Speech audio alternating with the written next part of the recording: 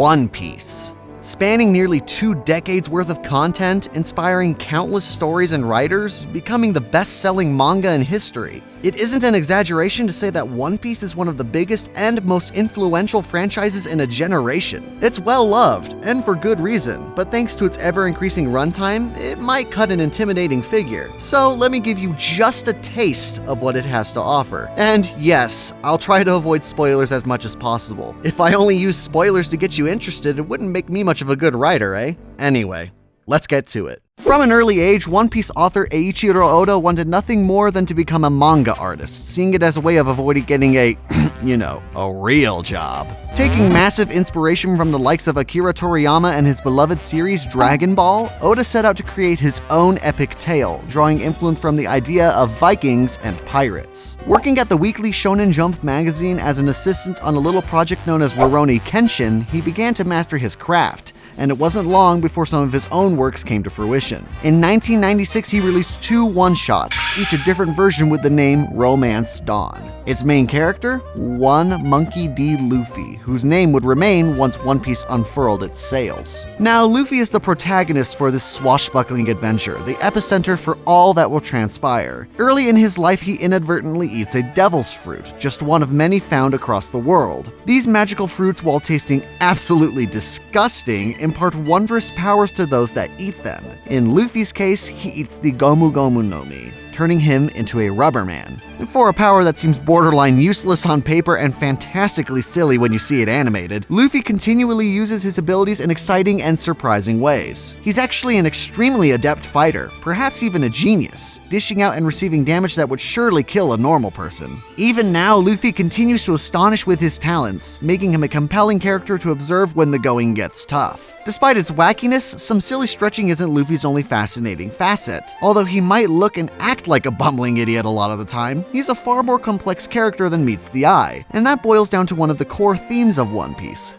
people and their dreams. Every character in the story has a dream they hold near and dear, and it's these goals that drive them to explore this strange world and become the very best that they can be. It's quite appropriate then that Luffy's goal is one that's relatively basic, yet it's the beauty in its simplicity that I find so endearing. It also happens to be the loftiest goal one could possibly wish to accomplish: become the Pirate King. Before the story of One Piece begins, we're told about the great pirate Gold Roger, a man who circumnavigated the globe, conquering what is known as the Grand Line. This extensive stretch of ocean wraps around the world and is well known to be a region of peculiar weather and even more bizarre happenings. Pirates from the more peaceful oceans adjacent to the Grand Line flock to this ocean in hopes of reaching the end, for there's a great treasure hidden there by Gold Roger named, you guessed it, One Piece. By conquering this vast and terrible sea, and by announcing on his execution platform that he left his prizes behind to anyone that could claim them, Roger died the most notorious person in the world, inspiring a new age of piracy in the process. One of the many emboldened by his infamy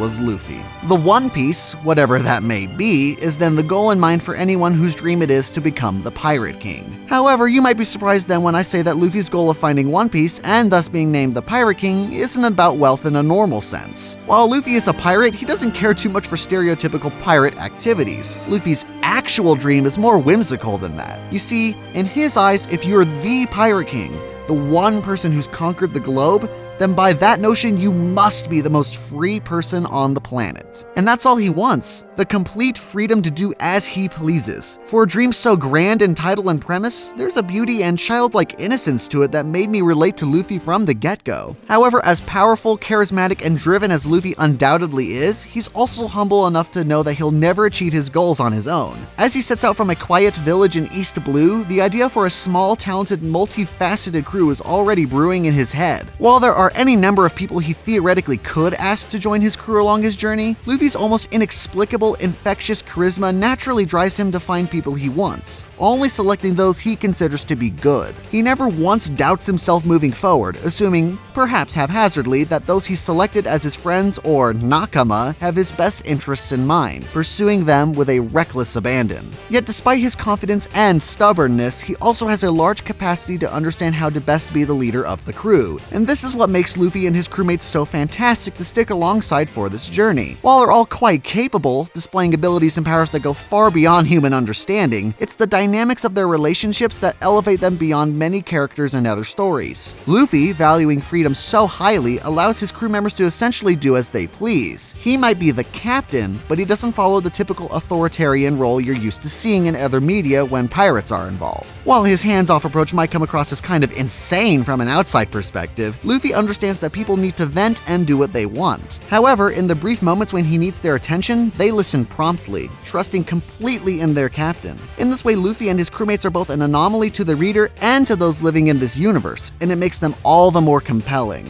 Now, the crew, despite their size being meager when compared to other pirates, still leaves the reader with several people to follow. Early on, Luffy states that he wants at least 10 people in his crew. Whether that includes him or not is a different story. This means there's plenty to follow in each arc, and that's only grown as time has passed. The logical fear here would arise from a storytelling standpoint. When you have this many prominent characters, surely the Dragon Ball Z format would crop up, leaving characters on the sidelines as fodder. However, it seems Oda learned from Toriyama's mistakes, as the other crew members are frequently important. Which isn't to say that there isn't some amount of power structure in place. Luffy is undoubtedly the strongest member of the crew, seeing as he's the captain. This means he's going to take on the strongest villain of any given arc, no questions asked. However, how he ends up facing this foe will never be that obvious. Not to mention, that one villain isn't the only person the Straw Hats will face. These bad guys usually have a crew or group of their own, and as a result, interesting matchups occur across the board. While there's some amount of predictability with this, it's much appreciated that no one is left behind. Luffy trusts his mates to handle their own battles, just as they all trust him to lead the way.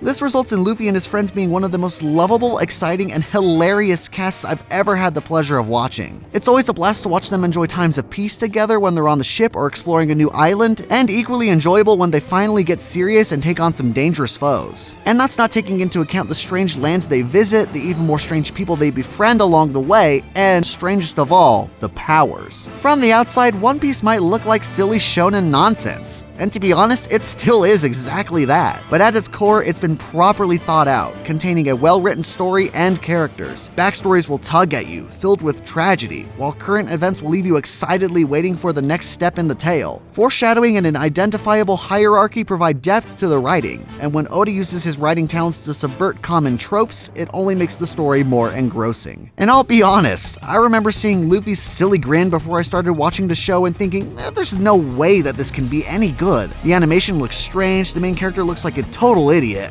This is gonna be awful. And yet, I found myself hooked in no time, engrossed in all it has to offer. No, seriously, it's quickly become one of my all-time favorites. Hell, I just bought some volumes recently so I could show support for this wonderful tale. And I know that at this point One Piece is already extremely long and looks set to sail onward for quite a bit longer yet. But if you've never seen or read any of it and decide to dive in, well, I think you'll be pleasantly surprised.